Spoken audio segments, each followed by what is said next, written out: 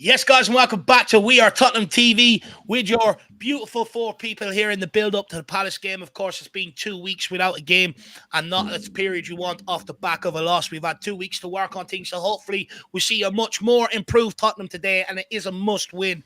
We currently lie 5 points outside top four with a trip to Aston Villa next week, who currently occupy fourth. So we need to win today and build some momentum going into next week. But as you can see, we're joined from Jacob from United Spurs of America, Ashmatic from the Spurs King TV, and Amir as well from Israel Uncovered. So hopefully you guys get a great discussion before the game today.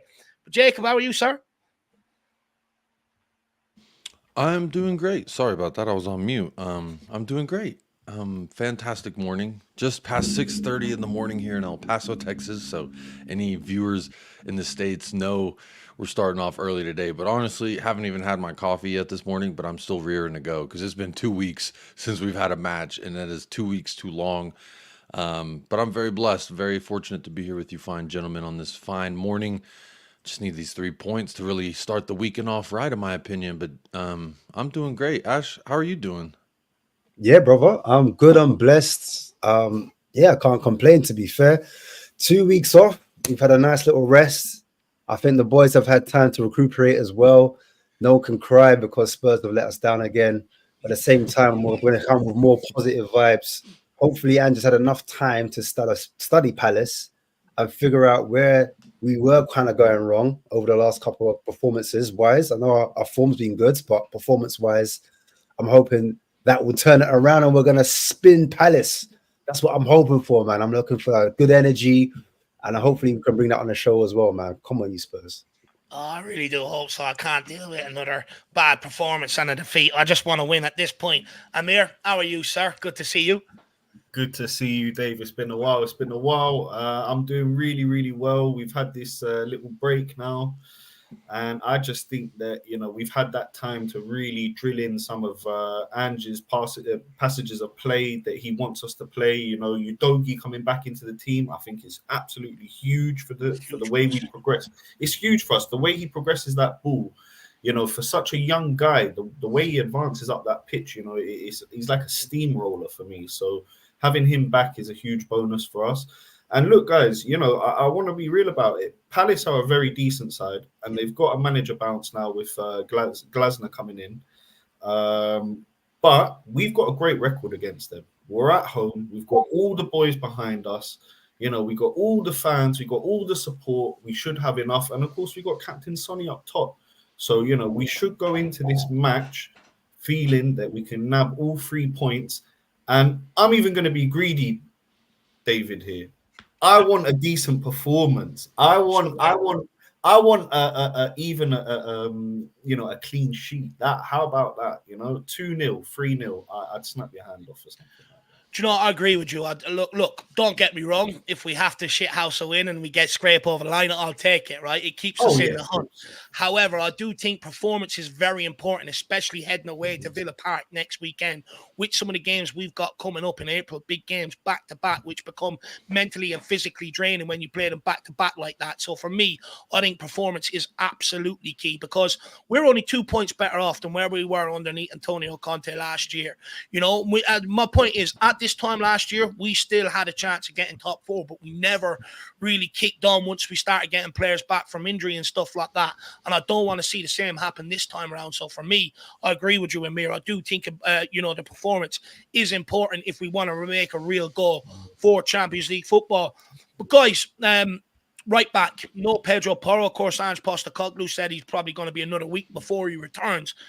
But like Amir alluded to, we had problems from the fullback areas last week. You know, they don't add the same fluidity that you can have with a Pedro Porro and a Doji. I see a lot of fans saying that they don't want to see Emerson at right back, maybe try something different and Dragusin, you know, maybe put him at centre back, move Romero out, or put Dragusin at right back because he played there coming through. Me personally, I'm at the point where I think you know, with the points on the line, I don't think it's the right time to experiment. I think that's something you do once the season is coming to it towards the end, looking to next season or over the point of pre-season. I would go with Emerson today. But look, that's only my opinion. Now, Jacob, where are you at with right back? And then we'll head down to the boys. You know, I think with the right back position, we are where we are with it. And I think that was pretty evident last 2 weeks. I was going to say last week, but last 2 weeks versus Wolves with Ben Davies and Emerson Royale in that inverted role. I think that's just it's going to be Emerson. We could sit here and say Papa Matasar has a physical profile and he has the capabilities to play that position should Ainge want to deploy him at that. I highly doubt that's going to happen. Ainge Postecoglou has consistently said, I am a man of my word. And if you go out and you work hard in training, then you're going to be rewarded with game time when the time comes for you to have an opportunity. And that's been evident with Pierre-Emile Højbjerg, with Oliver Skipp, Ben Davies, Emerson Royale, even Richarlison. These are all names you would say, oh, yes, you can guarantee that they work hard in training. And that is what Ainge is trying to do, is set that foundational level of this is my word and my word is gold. And in your first year, you got to kind of live up to that. So when, you know, fans were saying, oh, we should have either gotten some youth in or we should have, you know, switched positions of different players. And look, we know Dragusin has played right back, but we don't know he's played an inverted right back. He probably could have played a standard right back. I think it was when he was at Juventus when he actually played right back before, and then he got moved centrally. And I believe you don't get moved centrally if you're completely competent as a right back, and that's not even as the inverted role. So to throw a young man into that deep end, I think would be a little bit out of the norm. I wouldn't expect it. So my natural inclination would be it has to be Emerson Royale. This is a guy who's likely worked very, very hard these last 2 weeks, and he always keeps the mood up. Now, I'm not saying he's a competent defender. I'm not saying he's the player that I think should be our backup right back going forward. But for right now, right here, we can't get anyone in. We can't get anyone out. We have who we have. And Ainge has constantly said, if you work hard, I will reward you. And I think that's going to be evident when Emerson Royale's on the team sheet personally. Would I be right in saying you don't want to see him on the team sheet, though, Jake? If you don't say that with much chest, you know, it feels like you don't want to say it. Well, because I just feel like you could flip a coin and he's either going to give you something nice or he's going to give you something bad. And as an inverted right back, I don't know that he's good enough there, especially going forward. Before this year, we all said Offensively, he's not good. Defensively, he has some strengths, and that's what people have held on to, is those some strengths defensively. But in an inverted fullback role, you're not just required defensively. You are a key cog in the forward push as well. And if you have a squeaky wheel on a shopping cart, it's gonna completely mess up the way you shop that day. So that is gonna be the nature of it. But I will say it is better than last week when it's been Davies and Emerson Royale. At least we've got the best left back in the league coming back. So True. I think there is some hope. I'm not saying that I don't want to see Emerson Royale, but I know that he will run and work as hard as he possibly can. And I mean, I guess that's a good thing. I don't know. The bar's pretty low. Well, look, we'll wait and see. We'll wait and see. Ashmat, where are you at with the right back situation? You know, are you with Jacob? Is Emerson, you know, flip of a coin? You don't know what you're going to get, or do you actually have faith in the guy that he can come in and do a decent job today? If he does start, let's not forget Robson was training with the first team. Now I do think he'll probably take the bench as a backup, but who do you want to see it right back today? Let's be real, lads. It is what it is. It stinks. It's Emerson Royale. You know what I mean? He is a right back by trade. We bought him from Barcelona for that particular position.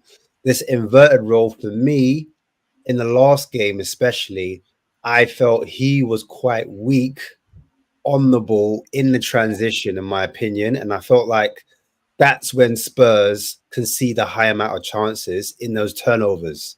So when we're trying to progress that ball up the pitch really quickly and the ball goes into him, sometimes he can't get his foot on the ball, and that's when we get exposed. And because it's in our own half, that's when the other opposition has a chance to get a 1v1 our goalkeeper. And I think that's Spurs' reasons why we've looked so defensively frail. I know some people say we're too gone home, we're too high up the pitch, and then we conceive those big chances. But also when we're trying to play out, sometimes Emerson is targeted and sometimes he does lose the ball. But I do have a positive spin on it. And I just feel like tactically, I feel like Emerson will start. And if he can sometimes drop in Sarr's role and Sarr drops into the right back position, then when the ball goes out to the right back, then Sarr's not going to lose it like Emerson would, if that makes sense. Then he can pass it into a midfielder. Let's say Maddison drops into the 10 or Son drops into the 10. And that's how we beat the press. And then we don't lose it because we've got technical players or players that are stronger on the ball that won't lose it. So that's how I kind of get around the Emerson situation. Then defensively, you want to work on his strengths. I wouldn't have him push super high up. I would just let the doggy push high up. And then I would let him protect alongside your Basumas and Sars. So we've almost got like a rest defense of Romero and Van der Ven. There's like rest defense. So in attack, those are the two that sit back. And then just in case, you've got Emerson Royale sometimes making a back three, or you've got Emerson Royale sitting just in front alongside Basuma and Sarr. And then he allows Basuma and Sarr to enjoy the attack, if that makes sense. Because if they're sitting deep, we need a Basuma to kind of get on the ball or run into the box because he's more mobile than some of our other players, and Sarr as well. We need those players to make those late runs into the box. And I think that's what was missing because all the players were like in a line high up the pitch in the front five. There was no runs into the box. Yeah. I feel like Basuma and Sarr need to start doing that because then that's when like a ball over the top or a ball on the floor, we can create a chance of that because they're not able to pick up those players, in my opinion. So I would use Emerson Royale almost like a six at times or a double pivot where he's there just in case it breaks out. He's the first man to go and win that ball back. And sometimes that allows Romero to push high up as well because we know Romero's got the quality to find balls over the top or to pass. You know, he's got a bit of quality about him when he's in that final third. So that's how we'd use him. Allow Kulusevski to stay where he is because he's really good in the transition. So even if Kulusevski dropped back sometimes and he helped with the progression of our play, that kind of says like Emerson, you don't have to worry about those responsibilities. Your responsibility is to sit back when the doggy pushes up. You're going to tuck in an inverted role in that way, if that makes sense, instead of being high up the pitch, trying to be that kind of in that 8 role, in that channel, in that pocket, just outside the box. We know he's not going to shoot there or he's not going to have an effective shot, in my opinion. So that's how I would tweak it. It is what it is. But then second half, if that's still not working, then I would sub him. And then I would just do a madness. I'd say, look, sir, you're playing right back. I'm bringing on another midfielder. Bentancur, come on. Do you know what I'm saying? I'm just going gun ho. That's my opinion. I could be wrong, but that's what I would do. Innit? I don't know. Me personally, I just tell Emerson to simplify it. I think he draws players in thinking he's got the ability of Ronaldinho on the ball. One touch, move it on. It simplify the game, you know, if you've got to in that regard. And like you said, if it ain't working, then try something different. I mean, Amir, who do you want to see at right back? You know, there's a lot of Spurs fans want to see Dragusin. Would you be okay with if Dragusin did come in at right back today? What do you think he'd offer that maybe Emerson doesn't? Look, I think if you're going to bring in someone like Dragusin, I think you play him in his position. I think you keep him at centre back and you either push Romero or Van der Ven out to right back and keep Dragusin. And for me, that defence, even though you're playing a player out of position, it's more solid than a defence with Royale in it. You know, if you're looking at a defence of Udogi, VDV, Dragusin, Romero, I think that is a lot stronger than having a Royale in there. Ash, you know, you've spoken about how Royale can maybe adapt to that inverted position. Personally, I don't think he's right for that position. I think he's very good at defending, but going forward and doing that inverted role, it's just not really in his toolkit. He's not really that great on the ball. And we see a lot of times when the ball comes out to him, he slows the pace down. And when we need to move the ball quick, and part of our problem is not advancing the ball quick enough, and Emerson's not that good at it. And I think if you have someone else in there, you know, Romero, we've seen how he can bring the ball forward. VDV, we know how good he is on the ball. If you have someone like that in there, and you're giving someone like Dragusin his start, and you say to those lads, you say, look, our defense hasn't been great all season, you know, go out and get me a clean sheet. I want to see what you boys are capable of. Go out and get me a clean sheet. See how you do. You've got Big Vic in between the sticks, you know, providing great saves. Show me what you're capable of. And for me, you know, since we brought him in, you brought in a huge player. You paid a lot of money for him. You know, for him to just be sitting on the bench, I'm sure he's raring to go. So I can see him having a standout performance if you do put Dragusin in the team. However, you know, saying all of that, I do think he's going to stick with Royale and stick with his man. You know, I don't think he's going to make that big call today. Not in a match like this. Not in a big London derby. Yeah, I agree with you. I don't think he will. Look, I think Dragusin coming to Tottenham knew he'd have work to do to get into the first team, but I do agree with you. I think once he gets his moment, you know, he'd be absolutely raring to go. So that's it, guys. We all think that Emerson's going to be in the lineup, despite what, you know, everyone's thoughts are and stuff like that. So let's see how we get on with that. Just quickly, I see a lot of people calling for Lancashire to make the bench today and all. It's impossible. Him and Donny definitely will not be on the bench. They're playing for the under-21s right now as they're currently playing Everton, and it's 1-1 there. And Will Lancashire did actually score, so you will not see any of them guys on the bench today. Or Robson.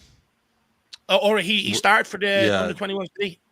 Yeah, there was some rumors about Robson maybe coming in, playing the bench, and being that backup right back. But then I did see he started for the academy this morning, so he's definitely not going to be there.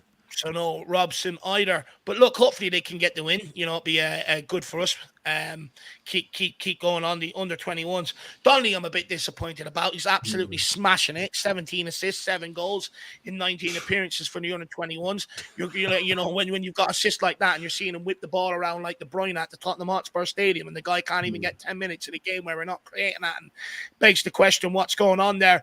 But look, that's another topic for another day, guys. Before the lineup does come out, I want to move into the front line. Of course, no Richarlison, out for 2 to 3 weeks with a knee injury. Apparently, he had it for the Wolves game last week. So, Jacob, we'll start with you. You might get your wish. Sonny back through the middle, back up front, leading the line. What does your front three look like today? Who do you want to see? I'm going, obviously, Son through the middle. I think even if Richarlison was fit, I would still throw Son through the middle because we need something different, and it wasn't working last week. So Son through the middle for me, and I'm putting Timo Werner out left. Now, I know Timo Werner isn't the end-all, be-all, and everyone's dream of a left winger, but there are things he does well, and that is run, that is threaten the back line, that is create space, and as long as he can do his role, I think he can. He might even get a couple assists the way that he plays. He could just lay it off real nice and gentle. If we can get Son the same touches that we got Richarlison in the first half versus Brentford, and the second half versus Everton, like these these chances, if you give them to a world-class finisher like Heung-min Son, our chances of winning go up tremendously. So on the right, I think it's going to be Kulusevski. I don't know if Brennan Johnson is going to get the start. I wouldn't start Brennan Johnson over him. I don't know that Johnson has done enough to say, hey, give me back my position.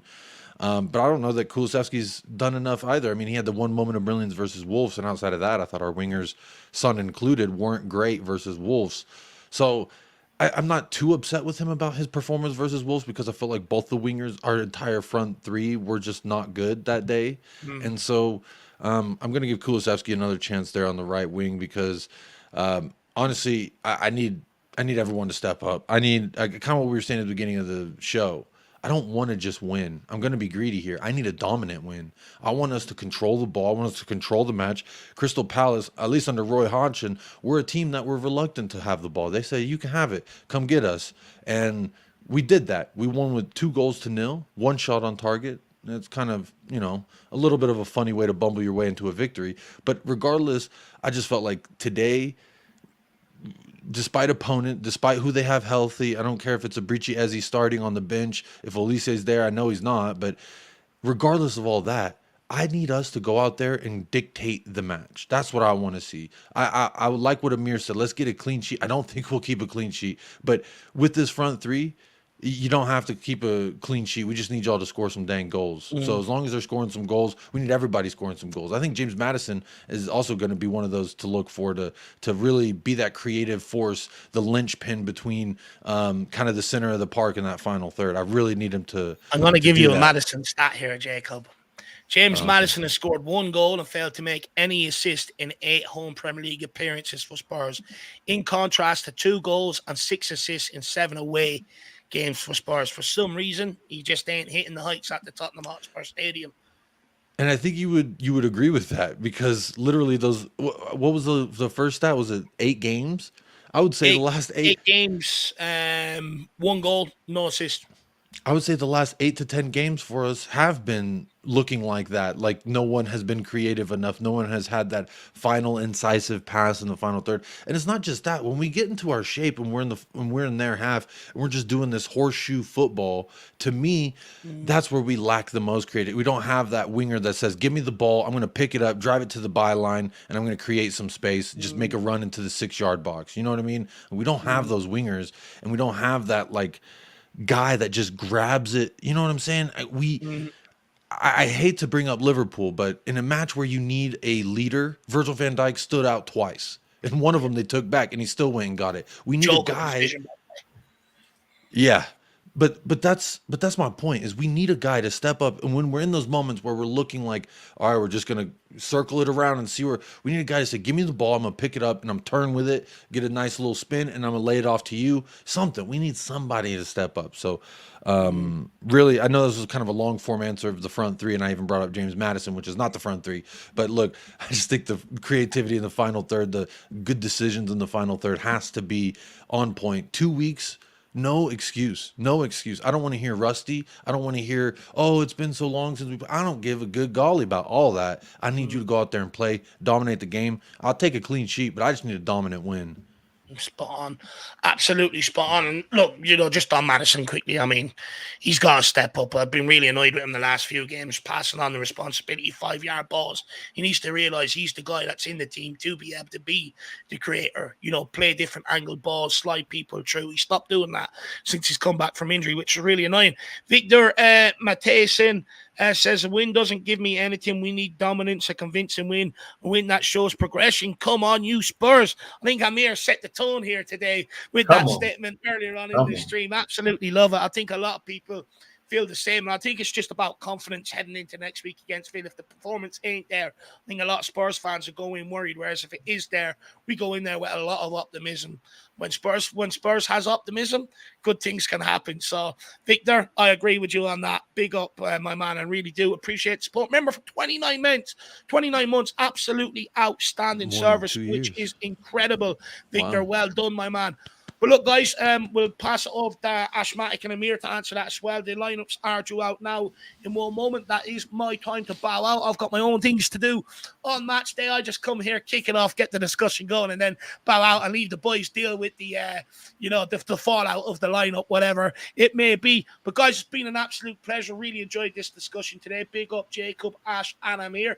Everyone, please get over, check out their channels, and make sure you show the love and smash the subscribe button on these great guys, while also supporting the We Are Tottenham TV boys. And if you've got enough love after that, find me over at the Irish Hotspur. Smash that subscribe button. But gents, have a good afternoon. Come on, you Spurs, and let's go and bloody do them Eagles. Come on. See you soon, lads. Spurs. Big up, David. Big up, Dave. There he goes at the Irish Hotspur. Make sure you go click the link and subscribe. It is in the title of this video, so very, very easy to get to. And before the show ends, I will drop his link into the chat. So big up, Dave, every single time. Look, the lineups are coming out. I'm refreshing the Twitter feed. Let's see. Have they dropped on the Twitter? Yes, they have. And questions will be answered right about now.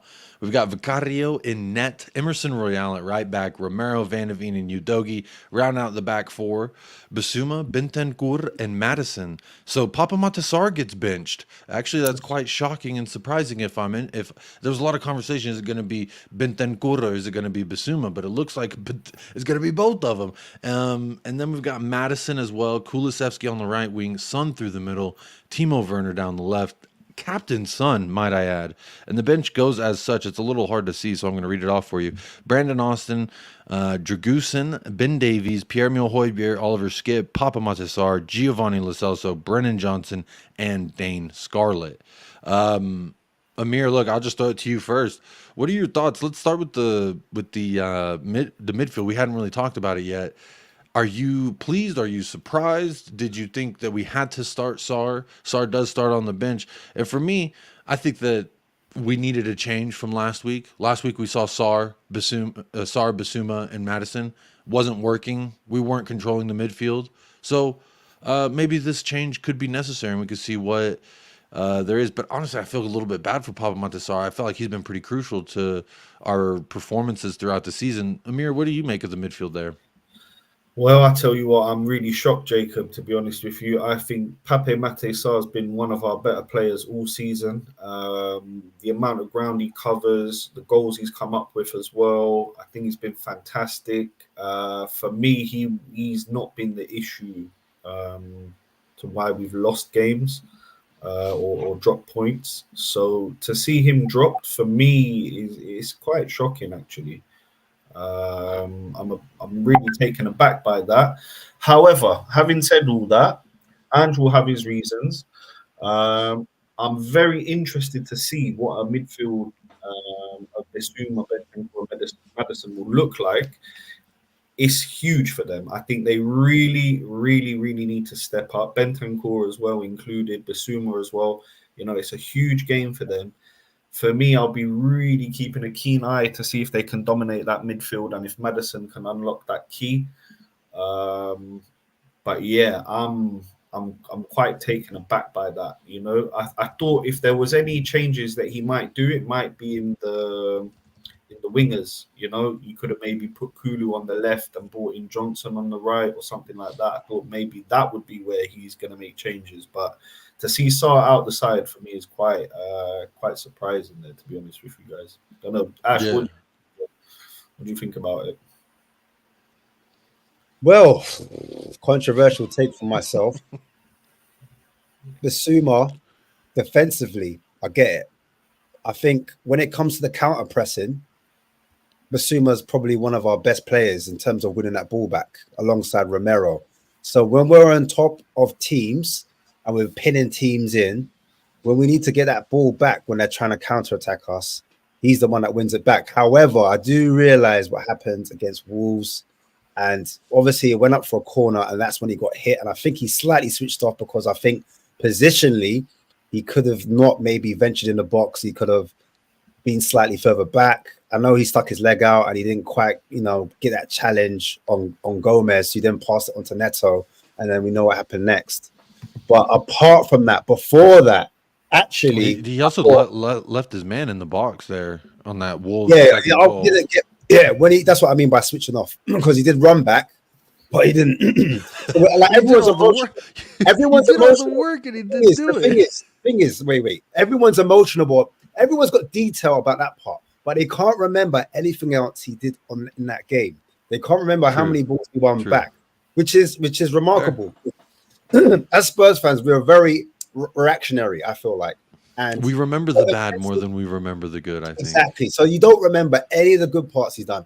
And the reason why people are upset with Basuma is because we're so used to him like roaming forward with the ball. And because he hasn't done that and he hasn't carried the ball up the pitch, that's the reason why people are like, what's wrong with Basuma? Basuma's not being himself, blah, blah, blah.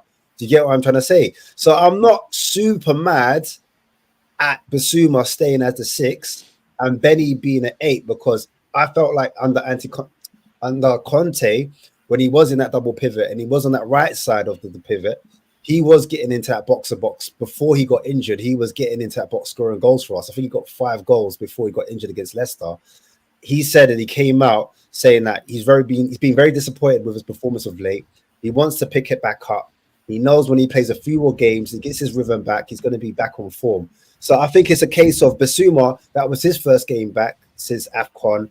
Bentancur still coming back from that injury, I feel. And it's like, even coming into Maddison said when he came on against Man City, he said like he's just getting used to the speed of the game, getting that rhythm back, getting used to play with this person. He's like, wow, my man's running in the pocket. I wasn't even used to Ben Davies running into the pocket. Like, I'm not used to that. Do you know what I'm saying? I'm used to, dropping in deep on a half turn, looking for your doggy, and I'll give it to your doggy because I trust him. So the relationship between Maddison and the doggy, that's something within itself. You're not used to seeing Ben Davies there. You're used to seeing your doggy there. Do you know what I'm saying? And then he makes an overlapping run outside. The doggy cuts it back to him, makes a cut back. So it's just dynamics. And I remember Anne saying when Bentancur got injured against Aston Villa, he was like, oh man, I had so much plans for him and Basuma. So I think now today is where he wants to see that plan come together.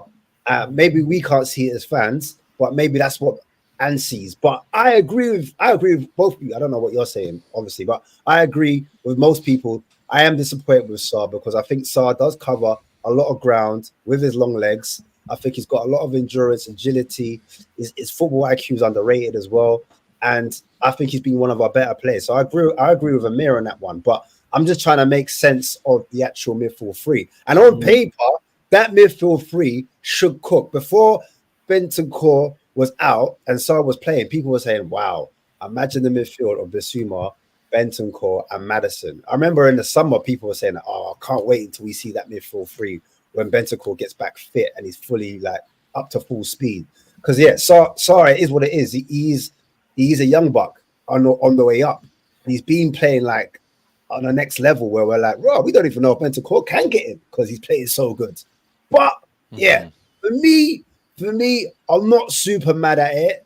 But if it needs to change, I don't mind that we're bringing on a Sarr that has energy. Do you get it? That has legs. So if we're looking slow and we need to change things and speed things up, you bring on the Sarr that has more energy rather than bringing on a Skip. You get it? Because that's what we were doing before. Or even Bentancur, as much as I love him and I think he's instrumental to a midfield, he's not. His sprint isn't the same as Papa Matisar in full stride. That's what I mean. So like, if Bentancur this could be a good thing off the bench. That's what I'm trying to say. That's what I mean. So if Bentancur comes off, Sarr comes on, then he's got the legs of. But I think with Bentancur, which we haven't seen as much, is his actual passing range. He has actually got a decent passing range. Balls over the top, long passes on the floor.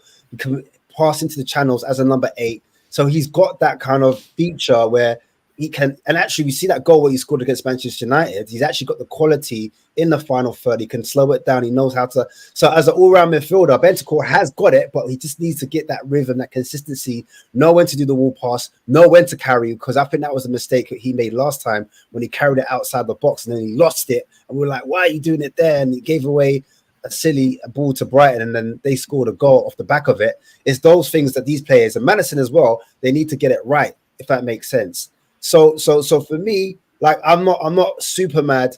And also with Bissouma, if Bissouma comes off or Maddison comes off and Lo Celso comes on, then we've got another dynamic there again. Do you see what I'm trying to say? So like I wouldn't saw on there, but that's how I'm looking at the moment. I feel we need quality where if it's a deep lying block, if I'm making sense, so they've got two backs of four, we've got Bentancur that can find a pass behind their two backs of four. Because sometimes we couldn't find a pass because we didn't have quality in that area. Because I'm not saying Sar can't pass and he doesn't have that range of passing, because he does. But I'm more associate the passing range with a Bentancur. So when we're trying to unlock these low blocks, Bentancur in that position, maybe that's what Andrew's thinking. Oh, we're missing a passer in that area to unlock that. That's just my opinion. I don't know. I could be wrong. But guys, I got to shoot. I got to shoot on that one.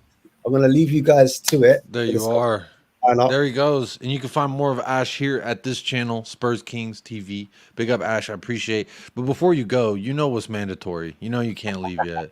You got to pay your rent before you got to pay the toll before you leave. I need from you, man. What is the final score? Who's scoring our goals?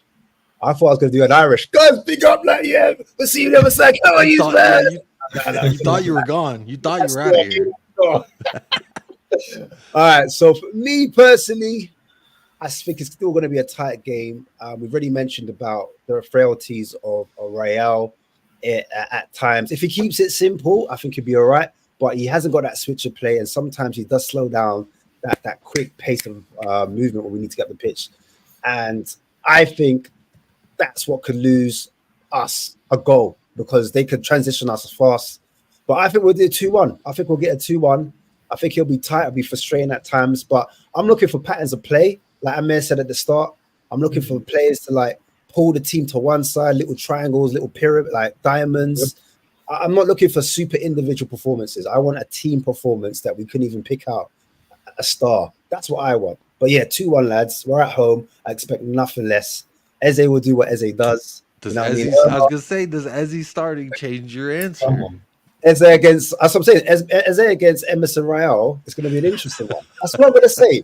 I'm not going to shit on that. I'm not going to. It's going to be interesting for sure. But I'm even with just saying Pedro that- Porro, I do agree. Big up, Ash. I know you got to go, so feel free to jump. But even with Pedro Porro, Amir, we were going to have that space in behind him for that left winger of theirs to attack. Now, looking at Crystal Palace's side, I was really hoping Abrici Eze would start on the bench. Unfortunately, it does look like he's starting. Does their lineup change anything for you, Amir? Does it make you change your expectations of how we should go out there and play? No, not the lineup in particular, Jacob. You know, to me, the thing that changes our approach to this game is the new manager, because he's come in with a different philosophy. Obviously, Hodgson, you know, it's a bit of an old school way of playing the game, and they're going to have to adapt now to Glasner's way of playing. And they've only had a couple of weeks with him, I believe. They did get off to a good start, and they had a win in their first match. 3-0 versus a red carded Burnley, by the way. Yeah, they didn't start shooting until they got that red card. So. Yeah, but still, Jacob, that's a decent, you know, springboard to work off. So we've got to be worried about that side of things. So we've got to be very, very aware. In the opening 20 minutes, we can't let them get into the game. The way we've allowed Wolves and Brighton and other teams to get into the game, we can't allow them to get into the game. So I'm really hoping that we get off to a really, you know, fantastic start. Hopefully even nick a little early goal. That would be fantastic.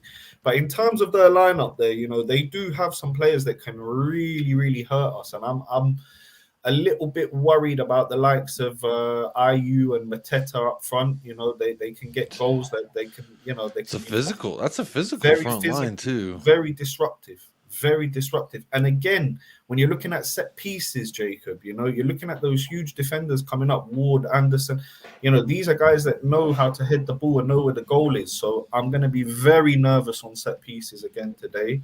I'm sure of it. So yeah, we're going to have to hope we're on point. Yeah, I just hope that we've had 2 weeks to kind of sort out our set piece problems, because that seems to be a pretty big vulnerability. It's a huge vulnerability. I'm going to answer my own question here a little bit, Amir. And while we do have the last 15, 16 minutes of the show here, as you know, when I do this thing, I like to do it a little different than most people that host these. I like to do score predictions and goal scores, and I like the chat to get involved. So if you're one of the over 800 people here right now, let me know your score prediction. I will run through as many as possible. Now, on my smaller channel, it's a little bit easier when you have 100 people putting their scores in, but when you have 800 people, it's a little difficult. But right now, I want everyone in the chat, hit me with your goal scoring prediction and who's scoring Tottenham Hotspur's goals. You can choose who scores Crystal Palace's goals if you want, but Amir, I'm going to throw this to you first. Because honestly, for me, I kind of like the change. If Richarlison was healthy, I would still say we need that change. Okay, It was that's Son through the interesting. middle, and the That's bids. interesting. I wouldn't. I would stick with if Richie was still banging them in and he's But on. it's been 2 games. It's been 2 games since he stopped. And last time he got moved out of Son got moved into that role was he went 3 games without a goal. So I was saying this Palace, if he was before he got injured, was saying either way he's got to go score a goal today or it's Son through the middle. But I got pelters because everyone said the number one rule is you don't bench a number 9 when they're in form, and I'm like, well, I still think Son. I don't care how good a form Richarlison is in. No, I I still hear think Son that. is our most clinical striker. I hear that, Jacob. I hear that. The only thing is, I'd say in the games that Richie didn't score, the service into him wasn't that great. As a striker, you need service. If you put that ball in to Richie on a plate, he's gonna 9 times out of 10 he'll put the ball in the back of the net. So for me, if he's not injured, for me he starts. But having our captain Sonny up front, don't get me wrong, that's absolutely fantastic. And I think today, is going to be a real test for Madison, Kulu, and Werner. Can they create? Can they be the creators for Sonny? Can they? I mean, we know that Kulu can, and we know that Werner has shown us he knows how to assist. So, I'm really looking at those players to step up. And Madison, obviously, we know the talent's in there. He's fantastic on the ball. He just needs to show it a little bit more for me. And yeah, Absolutely. I'm hoping we'll get over the line. But yeah, I hear that argument.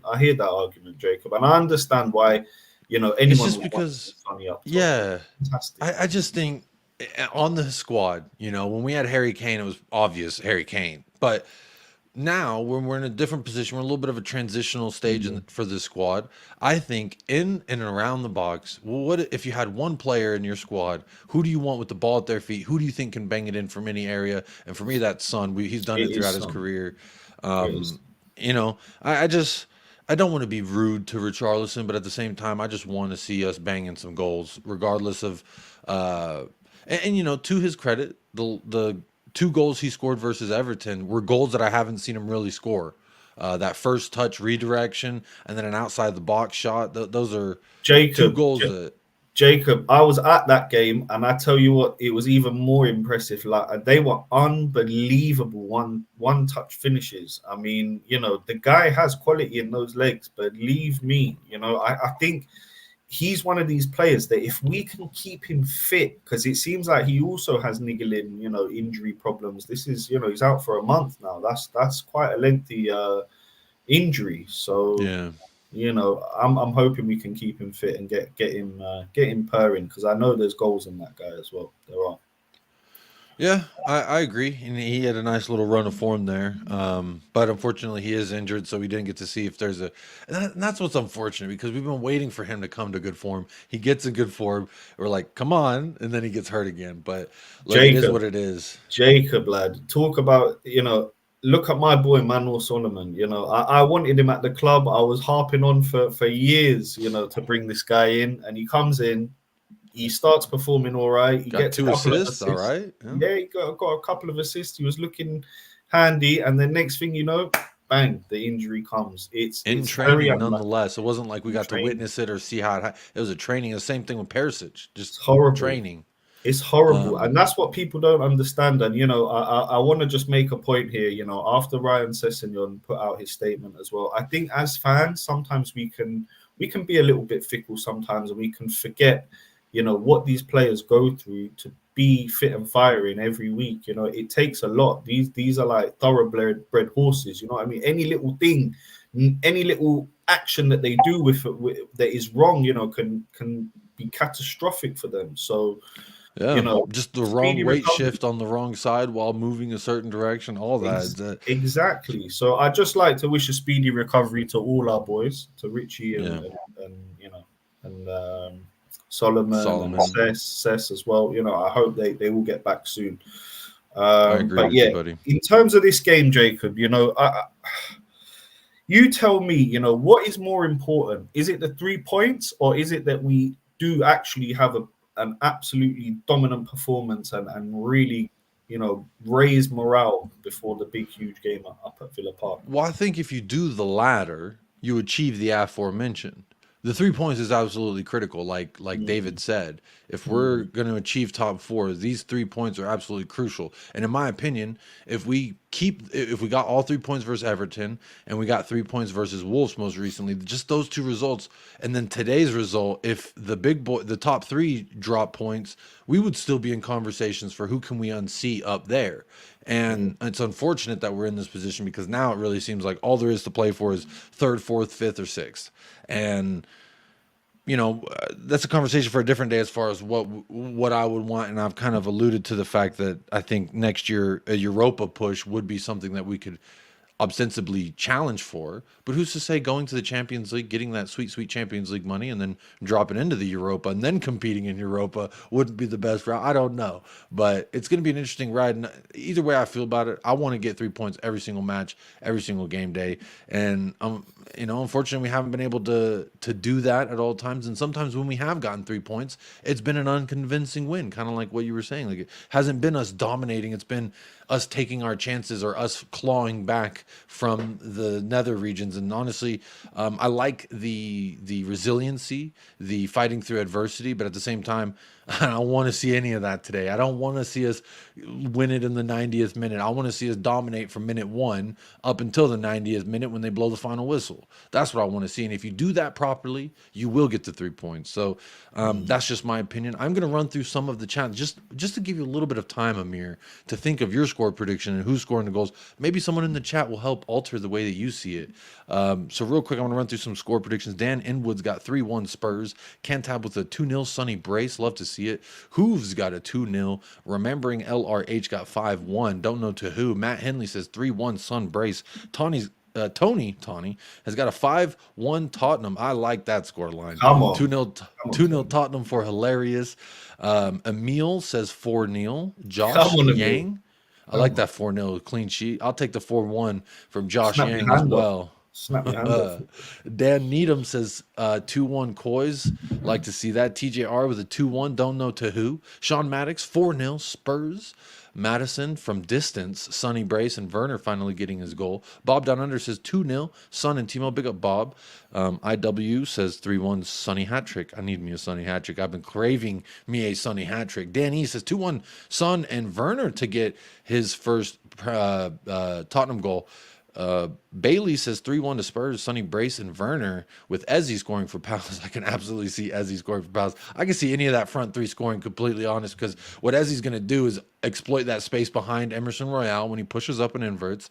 And then what's going to happen is that's going to drag Romero out. And what does that do? Leave space for Matita. And I think that's what's going to happen. And they will. I don't predict a clean sheet. Little foreshadowing of my score prediction there. Pedro says 3-1. I have a feeling Werner will get his first goal. This isn't the first person to predict Werner as well over on United Spurs of America, the channel that I run. A few people saying Werner's going to get his first Tottenham Hotspur goal today. Hansi G says Sonny needs 2. Maravingan's got 3-2 to Palace. AU goal in the 88th minute. Timbo Slice says 4-1. We've got a 5-1. I apologize. I don't know how to read this language. But we've got a 5-1 from you nonetheless. Big up. Hope you're doing well. Leighton Evelyn's got a 3-1 Spurs. Alexander with a 3-1 Spurs. Timmy with a 3-1 Spurs. Kurt with a 3-1 Spurs. That's 4 in a row for 3-1. 5 in a row for 3-1 Spurs from Be Healthy Garlic Bread. That sounds good. Hooves got a 2-0. Craig White with a 4-2. Jared 2-1. Son to score both. Honey Bunny with a 3-2. Kuti 1. I like that. A Kuti goal. As you can see, I got my man's shirt in the back. Amir, everywhere I go, all the rivals want to talk this, talk that about my man Kuti Romero. And I ain't having it. To be completely honest. Mac Elwood's got a 3-1 all Madison assist. Sonny Brace. Van de Veen to get a goal from a corner. Would like to see that as well. Stiffen Pie's got 3-1 Spurs. Samantha with a 3-1 Spurs. Krista with a 3-1 Spurs. Sonny, Timo, Decker, and Decky. Arjun's got a 4-1 Spurs. That's very nice. Thomas Sun, 2 goals. Kulu 1, and we will win 3-0. Dr. Johnny with a 3-2. Let's see. Melitios got a 2-0 at halftime. Van de Veen and Son 3-1 finish with Son at the double and a consolation goal late for Palace. Amir, I've read off a bunch. I think the most that I've read was 3-1. Where are you at? Final score. Who's scoring our goals? Talk to me nicely, Amir. I tell you what, Jacob, I'm going with the crowd. I'm going with everyone here. I think it's going to be 3-1 as well. I think it'll be a tough game though. I don't think it's going to be easy. We're not going to cruise it. We never do. So I can see it being a tricky one, but I'm hoping that we can pull away. I'm hoping that we can at some point build up that 2-goal lead. They might nick one back and then we just will add another one on. So going 3-1. Yeah, big up David. That's big what up David. He's got a 3-1 as well. Yeah, good 3-1. Morning. Scorers. Look, you got to back Sonny. You know, Captain Sonny will get on the score sheet for sure. He's getting 1. And then the other 2, I'm going to go with Maddison to get back on form. Come on, Madders. Get back on form. Madders. Come on, Madders. Yeah, he's going to get 1. You think a free kick goal? Are we due for a free kick goal? We are I feel due. like it's been a long time. We are long overdue. It's been since preseason, right? Yeah. Long time. Long time. Feels like forever. Or Feels the like one where forever. Kulu laid off for Kane, I think may have been. But that's not technically a set piece because Kulu took the set piece and Kane just got the shot. I don't know. Yeah, but it's still. I think it's still classified. Yeah, I'm arguing semantics a little bit. It is in the realm.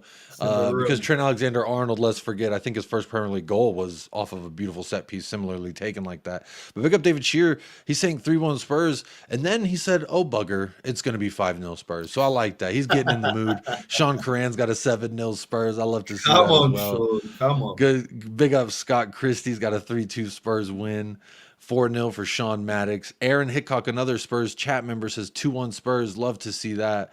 Look, in the sanctity of time, I am going to go ahead and give you mine, but we got 4 more minutes. Let me run through a couple more. What do y'all?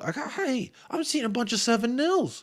There's no way. I tell you what, Jacob, you remember the 9-0 Wigan, yeah? If we do a 7 on Palace, I think that would almost equate to that day. That would equate. With Big Ange, if we knock in 7 in a derby against Palace, I don't show care. Glasner what he's come to from, where was it, Austria or wherever he's come from. I think he's Austrian and he came from Eintracht Frankfurt in Germany. Okay, he's Austrian, but he won Europa. We knocked him out of Champions League last year. Yeah, we did. That's right. So he's got a little vendetta. He's gonna want to get that back. Let's give him a big, nice North London welcome. You know, I will. If we knock in 7, I'll be dancing around the living room. There'll be scenes never seen before. Honestly. Yeah. So let's go get that 7. Come on. 7-0 is crazy, but I like the craziness. I think 7-0 is. He says, Sean Maddox says, "I'll take your 7 and raise you an 8." 7-0 might be pushing it a little bit. I'm not going to go as braggadocious and think a 7-0, but I do, as much as I would love that dominant win, I'm going to predict still a dominant win because that's what I want to see. Now, if that's what we're going to see, time will tell. It is Tottenham Hotspur at the end of the day, but I do believe we can. I think we're very capable of it. 7-0. I don't know that we're capable of that at this juncture. Maybe next year, but I'm gonna say a 4-1. I think we won't, or maybe a 4-2 if because Ezzy's starting. Yesterday I had Ezzy probably coming off of the bench because coming back from an injury, you never really want to throw them straight into the deep end. But apparently Glasner don't give a damn. So for me, Amir, I'm gonna say a 4-2. I think I'm gonna land on a 4-2. I think it's pretty modest, but it's still. And I think the score line is going to make it seem closer than it really was. I expect Palace to get off to a fast start. We're going to allow them a chance probably in the first 120 seconds, like we do everybody. And hopefully they miss. But I see them going up first. And then either we go into the half 1-1 or down 1-0. And then at halftime, we just bang 2 or 3. And then the game really starts to open up at that point. So For my goals being scored, I got Son with a brace. I think Son's going to at least get one, but I'm predicting to get two, because if we can create the amount of chances that we do versus similar sides that we did for Richarlison, if we just get Son the ball at his feet in the box at those positions, Oh, I have a he'll lot of score. faith in him. That's what I'm Oh, saying. he'll score all day long. I mean, guys, we'll forget anyone that doubts this guy. Just go back and just look at the goals that he scored for us and the unbelievable things that he's done for us. This guy, Captain Sonny, you just need to provide for him, make sure. And that's the only thing I'm really worried about. I'll be honest with you, Jacob, because I think we can outscore Palace. We will concede because the defense is shaky. But when you're looking at Captain Sonny up there, the real worry for me is just provide. Make sure that service is into him. I don't want to see these crosses come in when he's in there by himself, because we know he's not that great in the air. He's not a Richarlison in the air. So I don't want to see any of those silly balls to no one in the. Everything has to be crisp On the ground as well, yeah. on the ground. When you get to that edge of the box, instead of doing that U-shaped nonsense around, look for that threaded ball. If it doesn't go through the first time, try again, and make sure that you're shooting enough from outside the box. There's been games this season where we don't shoot enough, and it drives me absolutely mad. If you don't shoot, you don't score. So, take pot shots from outside the box, make sure the balls are crisp into Sonny, and yeah, he'll do the rest. I love it, Amir. What a fantastic conversation. Big up to Dave at the Irish Hotspur. It is in the title of this video, so you can click that and go subscribe to him. And if you want to subscribe to me at United Spurs of America, it is also in the title as well. I've dropped the link throughout, but there's one more time just in case. And Amir, they can find you at Israel Uncovered. I was having trouble finding your YouTube link, or else I would have put it into the chat, so I apologize. No worries. Yeah, I mean, on Israel Uncovered, but Tottenham on tour as well. I'll be on over there, and you can always find me here on We Are Tottenham TV. I'll be up in the studio next week for the watch along, so you can catch me up there as well next weekend. You'll be at the watch along next week. There you are, the studio and everything, live and direct. Big up, Amir, man. What a great conversation. I really did enjoy that, man. And big up Ashmatic as well. Make sure you go subscribe to Spurs Kings TV. But look, y'all, that's going to do it for the pre-match pump-up. We're going to pass things off to the watch-along folks. So stay right here at We Are Tottenham TV. They have a beautiful watch-along planned for y'all. And hopefully Tottenham Hotspur have a beautiful result and a beautiful 90 minutes planned for us, because we deserve it. I'm feeling great. I feel good this morning. Please don't shoot me down, Tottenham. Uplift me, and let's have a great damn weekend. All right, Amir? And as always, folks, come on, you Spurs. Come on, Come on, you Spurs. Come on.